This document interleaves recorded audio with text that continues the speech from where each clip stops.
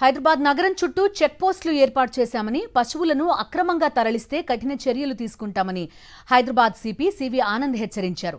నిబంధనలు పాటించకుంటే వాహనాలు సీజ్ చేస్తామని తెలిపారు.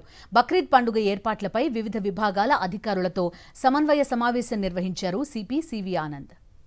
బక్రీద్ పండుగ వేళ నిబంధనలు పాటించకుండా జంతువుల్ని తరలిస్తున్న వారిని గుర్తించేందుకు జీహెచ్ఎంసీ, వెటర్నరీ, పోలీస్ అధికారుల బృందాలతో నగరంలోని పలు ప్రాంతాల్లో చెక్ పోస్టులు ఏర్పాటు చేయాలని సూచించారు.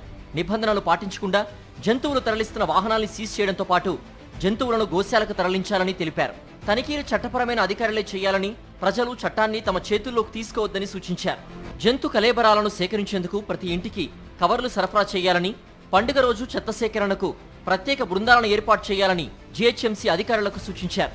వార్డులు, మసీదుల వద్ద అదనపు పారిశుద్ధ్య సిబ్బందిని, చెత్త సేకరణ వాహనాల్ని ఏర్పాటు చేయడంతో పాటుగా చెత్త సంచులను ఏర్పాటు చేయనున్నట్లుగా జీహెచ్ఎంసీ కమిషనర్ కన్నన్ తెలిపారు. బక్రీద్ వేళ హైదరాబాద్లో ప్రశాంతంగా వేడుక జరుపుకునేలా అధికారులు చర్యలు చేపడుతున్నారు. దీనికి ప్రతి ఒక్కరూ సహకరించాలని పోలీసులు కోరుతున్నారు.